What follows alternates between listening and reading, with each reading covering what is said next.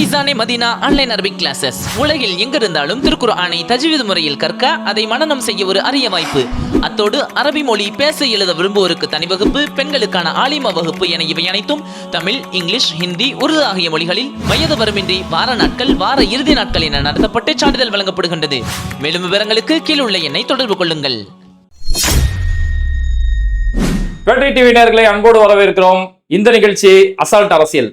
இன்னைக்கு நிகழ்ச்சியில நம்ம கூட இருக்கக்கூடிய சிறப்பு விருந்தினர், மனிதநேய ஜனநாயக கட்சியின் தலைவர், முன்னாள் சட்டமன்ற உறுப்பினர் தமீம் அன்சாரி நம்மளோட இருக்காங்க. அஸ்ஸலாமு அலைக்கும். வலைக்கும் அஸ்ஸலாம். எப்படி இருக்கீங்கண்ணா? ஃபைன், அல்ஹம்துலில்லாஹ், நல்லா இருக்கேன். நான் இந்த வக்ஃப் சம்பந்தமா தொடர் சட்ட போராட்டங்கள் நீங்க நடத்திட்டு இருக்கீங்க. இன்னும் மக்கள் மத்தியிலும் பெரிய அளவில் பிரச்சாரத்தை முன் வச்சிட்டு இருக்கீங்க. இப்போ நீதிமன்றம் ஒரு இடைக்கால தடை கொடுத்துருக்காங்க. இதை பார்த்தோன்னே மக்கள் எல்லாருமே அவ்வளவுதான், முடிஞ்சு நம்ம ஜெயிச்சிட்டோம் அப்படின்னு ஒரு மனநிலைக்கு வந்துட்டாங்க. அது சரியான?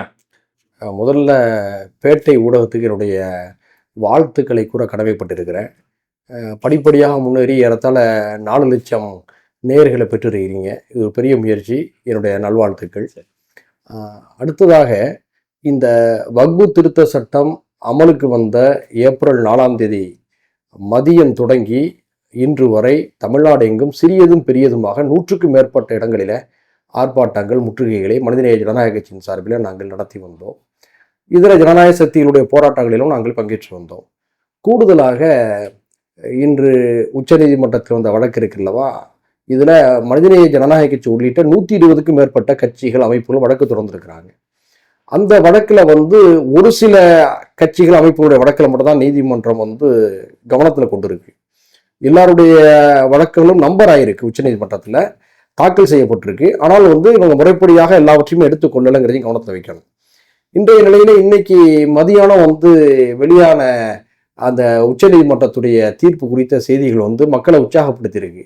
ஆனா பாதிக்கப்பட்ட மக்களுக்கு, மிகுந்த வேதனை இருந்த மக்களுக்கு இது போன்ற செய்திகள் வரும்போது அது முழுமையான விவரங்களோடு உள்ள செய்தியா என்பதெல்லாம் பார்ப்பதில்லை.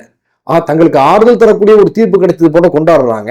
இது கொண்டாடக்கூடிய விஷயம்தான். ஏன்னா எங்களை கேள்வி கேட்கவே யாரும் இல்லை என்று நினைத்து கொண்டிருந்த ஒன்றிய அரசுக்கு உச்சநீதிமன்ற நீதிபதிகள் சரமாரியாக கேள்விகளை எழுப்பியிருக்கிறார்கள். சில நேரத்தில் நம்ம நாட்டில் உச்சநீதிமன்றம் நல்லாவே இயங்குவதாக கருதுறேன்.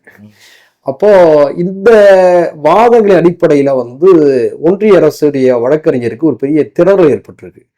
இந்த நிலையில உச்சநீதிமன்றத்துடைய சரமாரியான கேள்விகளுக்கு பதில் சொல்ல முடியாத நிலையில தான் ஒன்றிய அரசு என்ன சொல்லியிருக்குன்னு சொன்னோம்னா, 1 வாரத்துக்கு எங்களுக்கு அவகாசம் கொடுங்க, இந்த சட்டத்துடைய சில சரத்துக்களை அமல்படுத்த மாட்டோம். அதாவது நியமனங்கள் எதுவும் நடைபெறாது. அதாவது முஸ்லீம்கள் அல்லது முஸ்லீம் அல்லாதவர்கள் யாரையுமே இந்த சட்டத்தின் நாங்கள் நியமனம் செய்ய மாட்டோம். கலெக்டருக்கு நாங்கள் அந்த அதிகாரம் கொடுக்க மாட்டோம். அந்த 40வது சரத்து இது சம்பந்தமாக நாங்கள் இம்ப்ளிமெண்ட் பண்ண மாட்டோம். 1 வார காலம் அவகாசம் என்று தான் கேட்டிருக்கிறாங்க. இதுதான் இன்று உச்சநீதிமன்றத்தில் நடந்திருக்கு.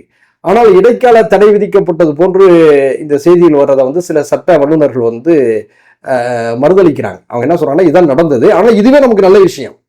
அதாவது ஒன்றுமே இல்லாமல் இருந்த நிலையில் இந்த நீதிமன்றத்துடைய சரமாரியமான கேள்விகளும் உச்ச நீதிமன்றத்துடைய இந்த சரமாரியான கேள்வி கணைகளால் வீழ்ந்து போன ஒன்றிய அரசு 1 வார காலத்திற்கு அவகாசம் கேட்டு ஏறத்தாழ ஒரு சரணடைதல் நிலைக்கு தள்ளப்பட்டிருப்பது ஒரு மகிழ்ச்சியான செய்தி என்ற அடிப்படையில் தான் நம்ம இதை பார்க்கிறோம். கூடுதலாக உச்சநீதிமன்றம் என்ன சொல்லியிருக்குன்னா, நாங்கள் ஒரு 5 பேருடைய வழக்கத்தை எடுத்துக்கிடுவோங்கிறாங்க. அப்போ 120க்கும் மேற்பட்டவர்கள், மனிதநேய ஜனநாயக கட்சி உட்பட இந்திய யூனியன் முஸ்லீம் லீக், திமுக, காங்கிரஸ், எண்ணற்ற பல அமைப்புகள். அப்போ இதுல யாருடைய வழக்கில் எடுப்பாங்க, யாருடைய வழக்கில் எடுக்க மாட்டாங்கிறது தெரியல. அப்போ நம்முடைய கருத்து என்னன்னா, உச்சநீதிமன்றம் 120 பேருடைய வழக்கில் எடுத்துக்கொள்ளணும். அதுதான் உச்சநீதிமன்றம் இருக்கு. ஏன்னா நாடு பதற்றத்தில் இருக்கக்கூடிய ஒரு விவகாரம் இது. ஏறத்தாழ மண்டல் கமிஷன் பிரச்சனை வந்த போது எப்படிப்பட்ட நெருக்கடியில நாடு இருந்ததோ அதே போன்ற நெருக்கடியில் தான் இருக்கு இப்போ. அப்போ உச்சநீதிமன்றம் அந்த விஷயத்துல 5 வழக்குகள் இல்லாம தாக்கல் செய்யப்பட்ட அனைவருடைய வழக்குகளையுமே எடுத்துக்கொள்ளணும். அனைத்து தரப்பு வழக்கறிஞர்களுடைய வாதங்களையும் ஏற்க வேண்டும் என்பதுதான் நம்முடைய விருப்பம். அதே நேரத்தில் இன்னைக்கு பாத்தீங்கன்னா, துணை ஜனாதிபதி சொல்லியிருக்காரு, என்ன உச்சநீதிமன்றம் என்ன சூப்பர் பார்லிமெண்ட்னு சொல்லி கேட்டிருக்காரு. அப்போ இவங்க மக்கள் விரோத சட்டங்களை, அரசியல் சாசன நெறிமுறைகளுக்கு எதிராக இவங்க நிறைவேற்றுவாங்க. அதை உச்சநீதிமன்றம் கேள்வி கேட்கக்கூடாதான். இது பாசிசம் மட்டுமல்ல, பட்டு மோசமான ஜனநாயக விரோத பேச்சு. ஒரு துணை ஜனாதிபதி இப்படி பேசலாமா? அவங்களுக்கு கோபம் வருது. நம்ம நினைச்சதை நிறைவேற்றலாம்னு பார்த்தோம்னா உச்ச நீதிமன்றத்தை வச்சு குறிக்கிறாங்களே அப்படின்னு சொல்லிட்டு இப்ப நமக்கு என்ன பயமா இருக்கு தெரியுமா? எப்போதுமே நீதிமன்றம் ஆரம்பத்தில் இப்பதான் ரொம்ப அருமையா போறது மாதிரியா இருக்கும். கடைசி நேரத்தில் என்ன ஆகுங்கிறத சில வழக்குகளை நம்ம பார்த்துருக்குறோம். அது மாதிரி ஆயிடாம உச்ச நீதிமன்றம் இந்த விஷயத்தில் சட்டத்தின் அடிப்படையில் தீர்ப்பு வழங்க வேண்டும், சமரசமின்றி தீர்ப்பு வழங்க வேண்டும். இதைத்தான் நாடு எதிர்பார்க்குது, நாமளும் எதிர்பார்க்கிறோம். அதுல நீதிமன்றத்துடைய ஒரு உத்தரவுல உறுப்பினர் குழு ஓய்வு பெற்ற 2 நீதிபதிகள் இருப்பாங்க அப்படின்ற ஒரு கருத்து வருது. இல்ல ஒருவேளை அந்த நீதிபதிகள் லிஸ்ட்ல பாபர் மசீது தீர்ப்பு கொடுத்த நீதிபதிகள் மாதிரி உள்ள இருந்தவங்க இருந்தாங்கன்னா அப்ப திரும்பவும் பிரச்சனை தானே அப்படின்னு ஒரு சந்தேகம் வந்திருக்கு. அதாவது நம்ம இந்த வாதங்கள் எல்லாவற்றையும் வைக்கிறோம். முதல் கட்டமாக இந்த விஷயங்களில சில தெளிவுகள் நமக்கு கிடைக்கப்பட்டிருக்கு. முன்னேற்றத்திற்கான வடக்கில் வெற்றி பெறுவதற்கான வாய்ப்புகள் ஒரு தெரிய தொடங்கி இருக்கு. அப்ப இந்த வாதங்கள் நம்மளுடைய வழக்கறிஞர் கண்டிப்பா வைப்பாங்க. ஏன்னு சொன்னோம்னா அந்த நீதிபதி பாசிச மனநிலை கொண்டதா இருந்தா எப்படி இருக்கும், அதைத்தான் நம்ம கேட்கிறோம் தொடர்ந்து ஆரம்பத்திலிருந்தே. ஏன்னா ஜனநாயக நாட்டில் நீதிபதிகளை நீதித்துறையை இப்படிலாம் சந்தேகப்படலாமான்னு சொல்லி கேட்குறாங்க. ஆனா அப்படிப்பட்ட நிலை உருவாகுதா இல்லையா? சமீபத்தில் டெல்லியில ஒரு நீதிபதி வீட்டில் தீப்பிடிச்சிருச்சு, அணைக்க போன நேரத்தில் கட்டுக்கட்டா கணக்கில் வராத பணங்கள் கண்டுபிடிக்கப்பட்டதா இல்லையா? இப்படிப்பட்ட சம்பவங்கள் நடக்கும்போது நமக்கு சந்தேகங்கள் வருவது இயல்பு தானே. இப்படி சொல்வதனாலேயே நீதிபதிகள் அவமதித்து விட்டார்கள், உச்ச நீதிமன்றத்தை கேவலப்படுத்தி விட்டார்கள்லாம் சொல்லக்கூடாது. நடக்கும் சம்பவங்களை மையமாக வைத்து கடந்த கால கசப்பான சில அனுபவ தீர்ப்புகள் எல்லாம் மனதில் கொண்டு பார்க்கும்போது நமக்கு இந்த சந்தேகங்கள் எழுது. இதற்கான வாய்ப்புகள் எதுவும் தராமல் இந்த விஷயத்துல உச்ச நீதிமன்றம் தீர்ப்பு வழங்கும் என்று நாம் நம்புகின்றோம். சரிண்ணா, இப்போ அந்த வக்ஃபு சம்பந்தமா நீங்க தொடர்ந்து சட்ட போராட்டங்கள் மக்கள் மத்தியில சந்திச்சிட்டு இருக்கீங்க. இப்போ ஒரு துண்டறிக்கை அப்படின்னு சொல்லி ஒரு அறிவிப்பு கொடுத்துறீங்க, அப்படி என்னன்னா அது? அதாவது இது நாங்கள் வெளியிட்டிருக்கக்கூடிய மக்களிடம் கொண்டு சேர்த்து கொண்டிருக்கக்கூடிய ஒரு துண்டறிக்கை.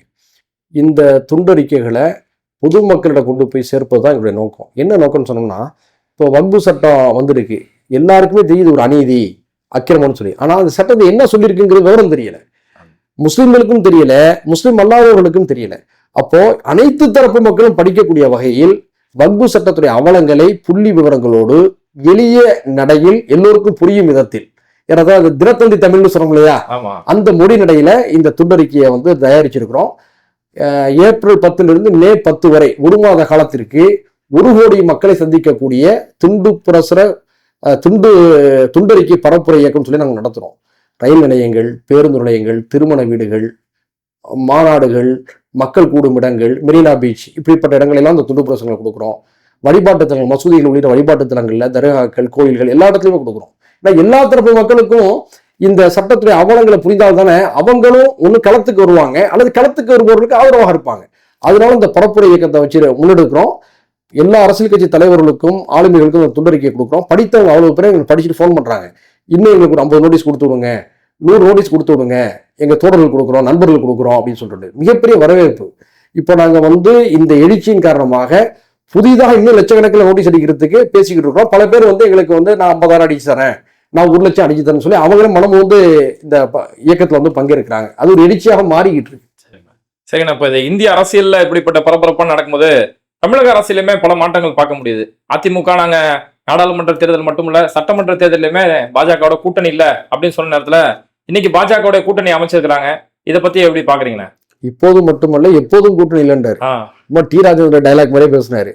அப்போ 2024 மட்டுமல்ல 2026 சேர மாட்டோம்லாம் சொன்னாங்க. இப்போ அங்க என்ன நடந்திருக்குங்கிறத நம்ம தொடர்ந்து 4-5 நாளா ஊடகங்களை பார்த்துக்கிட்டு தான் இருக்கிறோம். அதாவது கூட்டணி என்ற பெயரால் அதிமுகவுடைய சுயமரியாதை பறிக்கப்பட்டிருக்கு. அப்போ எங்களை போன்ற ஜனநாயக சக்தியில் நம்ம என்ன நினைக்கிறோம்னா, தமிழ்நாட்டை திமுக ஆட்சி செய்யணும், எதிர்கட்சியாக அதிமுக இருக்கணும். அரசியல் பந்து என்பது 2 திராவிட கட்சிகளுக்கு மட்டுமே இருக்க வேண்டும் என்பதுதான் நம்ம போன்றவர்களுடைய விருப்பம், எதிர்பார்ப்பு. பெரும்பாலான ஆட்கள்கிட்ட கேட்டால் இதான் சொல்லுவாங்க. ஒரு திமுக காரர்கிட்ட ஆஃப் த ரெக்கார்டை கேளுங்க, அவரு தான் சொல்லுவார். ஒரு அண்ணா திமுக காரர்கிட்ட கேளுங்க, ஆஃப் த ரெக்கார்டா அவரும் அதான் சொல்லுவார். பொதுமக்களுடைய மனநிலையும் அதுதான். ஆனா 31 ஆண்டு காலம் தமிழ்நாட்டை ஆண்ட ஒரு திராவிட கட்சி, தமிழ்நாட்டில் திமுக கருத்து பெரிய கட்சி அதிமுக தான். அந்த கட்சியுடைய தலைமைத்துவ பலகீனத்தை பாரதிய ஜனதா கட்சி தன்னுடைய எதிர்காலத்துக்கான சாதகமாக பயன்படுத்த துடிக்கிறது என்பதை தான் மீண்டும் அவர்கள் கூட்டணி சேர்ந்திருக்கக்கூடிய விதங்கள் காட்டுகிறது. கால் மேல் காலை போட்டுக்கிட்டு அமித்ஷா உட்காந்துக்கிட்டு இருக்காரு டெல்லியில, ரொம்ப பணிவன்போடு எடப்பாடி இறங்க உட்காந்துக்கிட்டு இருக்காரு. ஒரு முன்னாள் முதலமைச்சர், ஒரு பெரிய கட்சியுடைய தலைவர் என்ற மரியாதை இல்லாமல் அவர் நடத்தி இருக்கிறாரு. அது மட்டும் இல்லாம செங்கோட்டையனை வைத்து மீண்டும் ஒரு பிளவை அங்கு ஏற்படுத்த முனைந்ததாகவும், அதற்கு பயந்தும் இரட்டை இலையை பறித்து விடுவார்களோ, ஏதாவது ஒரு சட்ட சிக்கலை காட்டி முடக்கி விடுவார்கள் அச்சத்திலும் தான் இந்த கூட்டணிக்கு அவர்கள் சம்மதித்ததாகவும் செய்தி வருது. அப்போ அதிமுகவுடைய தலைமைத்துவ பலகீனம், அதாவது எம்ஜிஆர் இருந்த போதோ டாக்டர் ஜெயலலிதா அவர்கள் இருந்த போது இருந்த அந்த கம்பீர தலைமை இப்ப இல்லை. அந்த பலகீனத்தை பயன்படுத்தி அந்த கட்சியை உடைத்து நொறுக்கி அழித்து அதன் இடத்துக்கு பாஜகவை கொண்டு வர வேண்டும் என்பதுதான் அவருடைய திட்டம். உறவாடி கெடுத்தல். உதாரணத்துக்கு நான் அடிக்கடி பல தொலைக்காட்சி பேட்டிகளில், காணொலி பேட்டிகளில் சொல்லிக்கிட்டு இருக்கேன். மகாராஷ்டிரா மாநிலத்தில் என்ன நடந்தது? கொள்கை பங்காளி சிவசேனை உறவாடி அந்த சிவசேனையை பயன்படுத்தி தான் அவங்க வளர்ந்தாங்க. வளர்ந்த பிறகு சிவசேனையை உடைத்து ஷிண்டேவை இடைக்கால முதலமைச்சராக்கி தேர்தலுக்கு அப்புறம் ஷிண்டேயை காலி பண்ணி இன்னைக்கு எவ்வளவு பெரிய அரசியல் அநீதிகள் நடந்திருக்கு சிவசேனாக்கு, அவங்க நம்பி போனவங்களுக்கு. அந்த நிலை தான் அதிமுக நடக்க போறதா நம்மளாம் கவலைப்படுறோம். ஒரு திராவிட கட்சி அழிகிறத விரும்பல. அப்போ மிரட்டி உருட்டி தான் அந்த கூட்டணிக்கு அதிமுக அழைத்திருப்பதாக தெரிய வருகிறது. இவர்களுக்கு அந்த கம்பீரமாக எதிர்த்து நின்றாங்க சொன்னா மொத்த தமிழ்நாடு உங்களுக்கு ஆதரவா இருந்திருக்கும். தேர்தல் அரசியல் என்பது மக்கள் மனநிலையில பெரிய ஆதரவு அனுதாபம் கிடைச்சிருக்கும். இப்ப என்ன ஆயிடுச்சு, அந்த கூட்டணியில உட்கார்ந்து பேசிக்கிட்டு இருக்கும்போது அமித்ஷா கூட்டணி ஆட்சின்னு அறிவிக்கிறாரு. அங்க மௌனமா இருந்துட்டு இப்போ எடப்பாடி என்ன சொல்றாருன்னா கூட்டணி தானே தவிர கூட்டணி ஆட்சி இல்லைங்கிறாரு. ஆரம்பத்திலே மோதல் தொடங்கிடுச்சு. அப்போ முரண்பாடான கூட்டணி என்பது தெரியுது. அப்ப இது என்ன ஆகும்? தேர்தல் காலத்துல நிச்சயமாக அதிமுக தொண்டர்கள் இவரோட இணைந்து பணியாற்ற மாட்டாங்க. வேண்டாம் விருப்பான கூட்டணி தான் நடக்க போகுது. ஒரு பெரும் தோல்வியை சந்திக்க போறாங்க. நம்ம என்ன நினைக்கிறோம்னா அவங்க தோல்வியை சந்திக்கிறது முக்கியம் அல்ல. ஒரு கட்சி பலவீனம் அடைந்து விட்டால் அதிமுகவை மூன்றாவது நான்காவது இடத்துக்கு தள்ளி விடுவதுதான் பாஜகவுடைய திட்டம். அந்த திட்டத்துக்கு அதிமுக பலியாகி விடுமோ என்று நம்ம கவலைப்படுகிறோம். இந்த கவலை அதிமுக தலைவர்கள் இருக்கணும். இப்ப அதிமுக பல தொண்டர்கள் கேட்டீங்கன்னு சொன்னா நம்மகிட்ட மரியாதை நிமித்தமா நல்ல நிமித்தமா பேசுவாங்க இல்லையா, அவங்க ரொம்ப வேதனைப்படுறாங்க. அவங்க என்ன நினைக்கிறாங்கன்னு சொன்னோம்னா விஜயோட நம்ம கூட்டணி சேர்ந்திருக்கலாம், அல்லது மீண்டும் ஒரு தோல்வியை சந்தித்தாலும் மீண்டும் இடலாம். அரசியல தோல்வியில் சகஜம். ஏன் பிஜேபி போய் நம்ம கூட்டணி சேர்ந்து பெரிய கெட்ட பேரை சுமக்கணும்? ஏன்னா பிஜேபினால அது தமிழ்நாட்டுக்கு எதிரான கட்சி, தமிழர்களுக்கு எதிரான கட்சி, தமிழ்நாட்டு அரசியல் மரபுகளுக்கு எதிரான கட்சிங்கிற ஒரு நிலை இருக்கு. அப்போ அதிமுக தொண்டர்கள் இது எப்படி நம்ம எதிர்கொள்ள போறோம் பொதுமக்கள்கிட்ட அப்படிங்கிற கவலையில் அவங்க எல்லாம் இருக்கிறாங்க. ஆனா அந்த கவலை அந்த கட்சியுடைய தலைவர்களுக்கு தேவை இல்ல. அதிமுக தலைமை என்ன சொல்றாங்கன்னா எங்களுடைய தொண்டர்கள் வாக்கு எங்களை எப்பவுமே நம்பி இருக்கிறாங்க, ஏன் இஸ்லாமியர்கள் வாக்கு கூட எங்களை விட்டு போகாது அப்படிங்கிறாங்களே. அதாவது எந்த ஒரு அரசியல் கட்சியும் தேர்தலில் போட்டியிடுற போது தங்கள் தொண்டர்களுடைய வாக்குகளை வைத்து மட்டுமே வெற்றி பெறுவதில்லை. பொதுமக்களுடைய ஆதரவை பெற்றால் மட்டும்தான் வெற்றி பெற முடியும். இதான் யதார்த்த உண்மை. ஆனா இன்றைய நிலையில அதிமுகவுடைய தொண்டர்கள் ஏற்கனவே மனம் சோர்ந்து இருக்கிறாங்க. என்னன்னா ஒரு பக்கம் சசிகலா அம்மையாருடைய விலகல், இன்னொரு பக்கம் டிடிவி தினகரன் அவருடைய விலகல், இன்னொரு பக்கம் முன்னாள் முதலமைச்சர் திரு ஓபிஎஸ் அவருடைய விலகல். இந்த உட்பிரச்சனைகளிலேயே கட்சி நலிவடைந்திருப்பதாக கருதுற நேரத்தில் மீண்டும் செங்கோட்டையில வச்சு ஒரு பிரச்சனையை உருவாக்கினவங்க இன்னும் சோர்ந்துட்டாங்க. அதையும் மீறி விரும்பாத ஒரு கூட்டணியை உருவாக்கிட்டாங்கிற கவலை இருக்கு. ஏன்னா பல முன்னாள் அமைச்சர்கள் அதிமுக பல மாவட்ட செயலாளர் என்ன பேசுனாங்க, அவங்களோட கூட்டணி செய்யறது, பிஜேபியோட கூட்டணி செய்யறது தீக்குளிப்பதற்கு சமம், ஜெயக்குமார் சொல்லியிருந்தாரு, தற்கொலைக்கு சமம். இப்படி ஒரு முக்கியமான ஒரு 7-8 அமைச்சர்கள் இந்த திராவிட மரபுல ஊறி வந்தவங்க, அதிமுகவுடைய கட்சி நல்லா இருக்குன்னு நினைக்கக்கூடியவங்க எல்லாம் ரொம்ப கடுமையான பேசுறாங்க. இன்னைக்கு அவங்களால ஒன்றும் சொல்ல முடியல. ஏன்னா தலைமைக்கு எதிராக பேசிட்டதாகவும் வந்துடக்கூடாது, தர்ம சங்கடமாகவும் இருக்கு, அவர்களால் சூழ்நிலை கைதிகளாக இருக்கிறாங்க. இப்போ அவங்கெல்லாம் எப்படி மக்களை சந்திப்போங்கிற கவலையில இருக்கிறாங்க. அப்ப இந்த நிலையில சும்மா வரட்டு பிடிவாதம் பேசாம தாங்கள் செய்த தவறுக்கு நியாயத்தை கற்பிக்க முடியாம இவங்க இப்பெல்லாம் பேசிக்கிட்டு இருக்கிறாங்க. அது மட்டும் இல்லை, இப்போ மைனாரிட்டி மக்களை பொறுத்தவரை முதல்ல எல்லா கட்சிகளும் ஓட்டு போட்டுக்கிட்டு இருந்தாங்க. இந்த குடியுரிமை கருப்பு சட்டங்கள் வந்த பிறகு ஒவ்வொரு மாநிலத்திலையும் தங்களுடைய நலன்களுக்கு இருப்புக்கு யார் பாதுகாப்பாக இருக்கிறார்களோ அவர்களை தேர்வு செய்ய ஆரம்பிச்சிட்டாங்க. குடியுரிமை போராட்ட களங்களுக்கு முன்பாக இருந்த இந்திய முஸ்லிம்களுடைய மனநிலை என்பது வேறு. அப்ப எல்லா கட்சிகளோடய அவங்க இருந்தாங்க இயல்பாக. தமிழ்நாட்டு அதிமுக உட்பட எல்லா கட்சியும் நட்பாக தான் இருந்தாங்க. இந்த சட்டம் என்ன செஞ்சாங்க, உத்தரப்பிரதேசமா முலாயம் சிங் யாதவ் அவர் அணி, அதை தான் நம்ம ஜெயிக்க வைக்கணும். பீகாரா லாலு பிரசாத் ராஷ்டிரிய ஜனதா தளம் இருக்கு, தேஜஸ்வி யாதவ் அவர் அணியில தான் நம்ம இருக்கணும். வெஸ்ட் பெங்காலா மம்தா பானர்ஜியோட தான் இருக்கணும். டெல்லியா அரவிந்த் கெஜ்ரிவாலோட தான் இருக்கணும். இப்படி பிராந்திய அளவுக்கு சூழலுக்கு ஏற்ப புத்திசாலித்தனமான அரசியல் முடிவுகளை நோக்கி நகர்ந்துட்டாங்க. அப்படித்தான் தமிழ்நாட்டில் திமுக தலைமையிலான இந்தியா கூட்டணி தான் அவங்க பாதுகாப்புங்கிற மாநிலம் வந்துட்டாங்க. அப்போ அந்த மக்களை நீங்க என்னத்தை சொன்னாலும் இப்போ உள்ள சூழ்நிலைக்கு ஏறத்தாழ 90% அதிகமான சிறுபான்மையினர் திமுக தலைமையிலான இந்தியா கூட்டணி தான் வாக்களிக்க போறாங்க. வேறு கட்சிகளுக்கு வாக்களித்தாலும் அதிமுகவுக்கும் அதிமுகவோட இருக்கக்கூடிய சிறுபான்மையினரை வாக்களிப்பார்களா என்பது சந்தேகம். பல பேர் கட்சி பற்று காரணமாக அவங்க வேண்டாம் அவங்களுடைய வாக்குகளை போடலாம், அவங்க குடும்பத்தினர்களை போட மாட்டாங்க.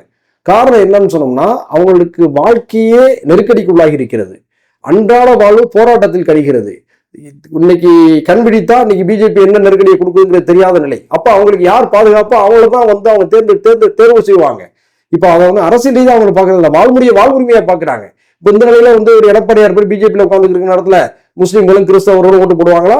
முஸ்லீம்கள் கிறிஸ்தவர்கள் மட்டுமல்ல, தமிழ்நாட்டில் இருக்கக்கூடிய பொதுமக்களும் இவங்களை ஓட்டு போட மாட்டாங்களே. ஏன்னா நீட் தேர்வுல பாதிப்பு, உதய மின் திட்டத்துல பாதிப்பு, உங்களுக்கு தொகுதி குறைப்பேற்ற பேரால ஒரு அரசியல் அநீதி, ஏன் வரி பகிர்வுல வந்து அநீதி, இப்படி தமிழ்நாடு எல்லா வகையிலும் பாதிக்கப்படுது இல்ல. அப்ப ஜாதி மதத்தை கடந்து எல்லா தமிழர்களும் கோபமா இருக்காங்க பிஜேபி மேல. அப்ப அந்த பிஜேபியோட சேர்ந்த அதிமுகவுக்கு வந்து எப்படி வாக்களிப்பாங்க? படுதோல்வி அந்த கூட்டணி சந்திக்க போகுது. இப்ப என்னன்னு சொன்னோம்னா 2வது இடத்துல தேசிய ஜனநாயக கூட்டணி வருமா அல்லது விஜயுடைய தமிழக வெற்றி கழகம் வருமாங்கிறது தான் இப்போ வந்து கேள்விக்குறி. இல்ல விஜயோட அரசியல் எப்படி பாக்குறீங்கண்ணா? ஏன்னா விஜய் வந்து இப்போ டிஎம்கே வெர்சஸ் டிவிகே தான் அப்படின்னு ஒரு வார்த்தையை சொல்றாரு. அதை நீங்க கல அரசியல் எப்படி பாக்குறீங்க? அதாவது அவர் ஒரு அரசியல் கட்சி உருவாக்கி இருக்கிறாரு. இப்போ எங்களுடைய பார்வை என்பது அரசியல்ல வந்து மக்களுக்காக தொண்டாற்றியவர்கள், களத்தில் நின்று போராடியவர்கள் வர வேண்டும், கட்சி தொடங்க வேண்டும், மக்கள் ஆதரவோடு வெல்ல வேண்டும் என்பதுதான் நம்ம நிலைப்பாடு. ஆனால் தமிழ்நாட்டுடைய அரசியல் என்பது கலைத்துறையோடு தொடர்ந்து பயணித்து வருகிறது. ஏறத்தாழ 50 ஆண்டுகளுக்கு மேலாக. அது பிரிக்க முடியாத நிலை. அவர் சகோதரர் விஜய் அவர்கள் கட்சி ஆரம்பிச்சிருக்காரு, அவருடைய விருப்பம். அவர் தன்னுடைய கோட்பாடுகளை சொல்லி தமிழ்நாட்டு மக்களுடைய மனநிலையை புரிந்து கொண்டு தமிழ்நாட்டுக்கு துரோகம் செய்யாத அரசியலை அவர் முன்னெடுக்க வேண்டும். இதான் நம்ம விரும்புகிறோம். அவருடைய கட்சி இப்போதான் களத்துக்கு வந்திருக்கு. இப்போ மாபெரும் வெற்றியை பெறுமான்னு சொன்னோம்னா என்னை பொறுத்தவரை 2026 என்பது அவர்களை பொறுத்தவரை களமாடுதல் தான். இந்த தேர்தலில் களமாடி ஒரு 10-12% வாக்குகளை பெற வேண்டும். இதை வைத்துக் கொண்டு 2031 நாம் 2வது இடமா முதலிடமா என்பதை பற்றி தீர்மானிக்க வேண்டும் என்பதுதான் அவங்களுடைய கனவு. அதனால இந்த 2026 அவங்க 10% வாக்குகளை பெறுவதற்காக கடுமையாக உழைப்பார்கள். முதல் தலைமுறை வாக்காளர்கள் சிதறக்கூடும். அவங்க எல்லா கட்சிகளையும் பாதிப்பாங்களா அல்லது அதிமுக, பாஜக உள்ளிட்ட ஒரு சில கட்சிகளை தான் பாதிப்பாங்களா என்பதை வந்து இனிமேல் தான் நம்ம வந்து முடிவு செய்ய முடியும். உடனே சொல்ல முடியாது. அதனால விஜய் வந்து அவரை எளிதில் நம்ம வந்து தூக்கி எறிஞ்சிடவும் முடியாது. நம்ம கவனமாக கையாளணும். ஏன்னா நிறைய இந்த முதல் தலைமுறை வாக்காளர்களுக்கு அவங்களுக்கு அரசியல் விவரம்லாம் பத்தாது. திரைத்துறை ஈர்ப்புல போறவங்க. அப்ப அவர்கள்லாம் அவர்கள் கணிசமான கூட்டம் அவர்கள் ஆதரிக்கும்.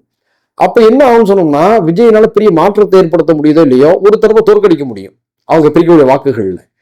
அடுத்து வந்து அவர் போட்டியிடக்கூடிய தொகுதியில வந்து ஜெயிப்பதற்கான வாய்ப்புகள் உண்டு. விஜயகாந்த் மாதிரி. ஆமா, 234 தொகுதியில் அவங்க விஜய் தமிழக வெற்றி கழகம் களமாட்டுனுச்சுன்னா அவர் தொகுதியில் அவர் போட்டியிடறதுக்கான வாய்ப்புகள் உண்டு. அதுவும் கூட சில சமயத்தில் கமல்ஹாசனுக்கு கை நடுவி போனது போன்று கூட மாறலாம். மற்ற இடங்களில் அவங்க ஜெயிப்பாங்க என்ற பேச்சு என்பது அரசியல் விவரம் புரியாதவங்க என்ன பேசிக்கிட்டு இருப்பாங்க. ஆனால் நான் சொன்னது போல் 10-12% வாக்குகளை பரவலாக வாங்கக்கூடும்.